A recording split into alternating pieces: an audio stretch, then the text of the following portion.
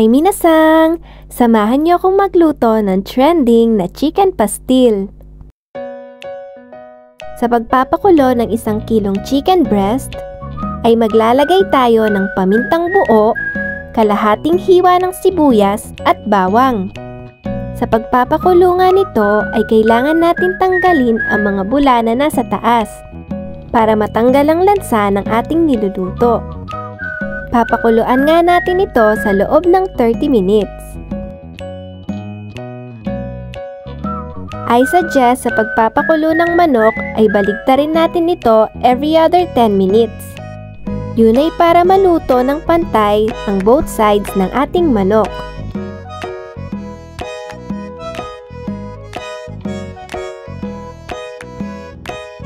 And guys, after 30 minutes ay hahanguin na nga natin ang mga chicken breast.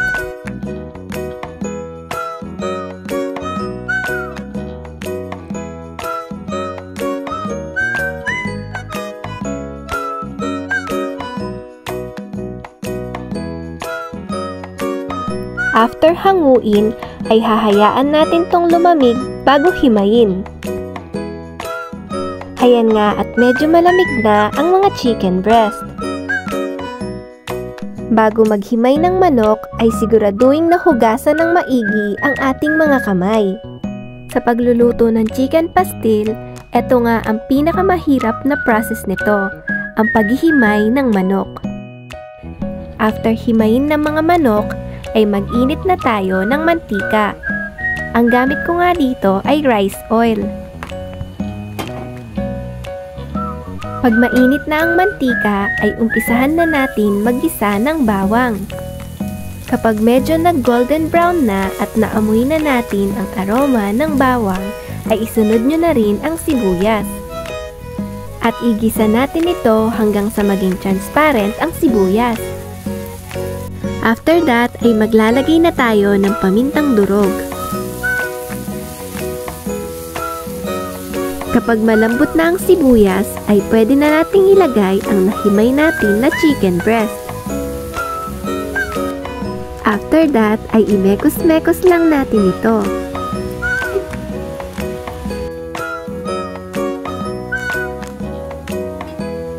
Then, maglagay na tayo ng toyo.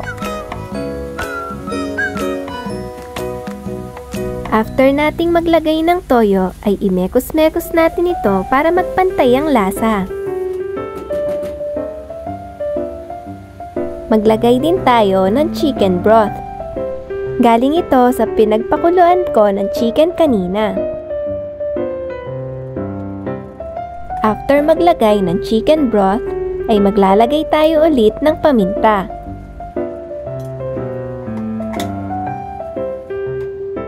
Sunod ay maglagay tayo ng kaunting asukal.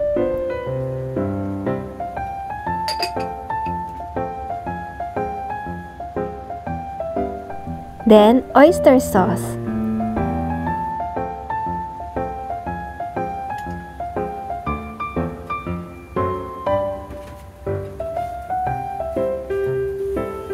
Maglagay din tayo ng kaunting vinegar para hindi agad masira ang ating chicken pastil.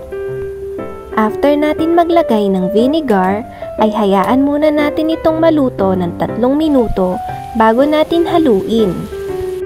Naglagay din pala ako ng sili at dahon ng laurel sa ating niluluto. Pag dry na at medyo crispy na ang itsura nito, that's the sign na luto na ang ating chicken pastil. Ayan guys, luto na nga ang ating chicken pastil. Mas maigi na isalin natin ito sa babasagin na jar para hindi agad masira ang ating chicken pastil.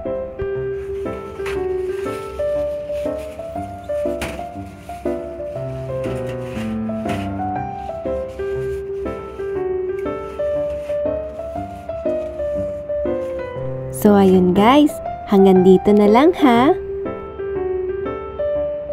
Happy cooking minasang! Thank you for watching my video. Please subscribe, like, and hit the notification bell para lagi kayong updated sa aming mga new uploads. See you on our next video! Bye-bye!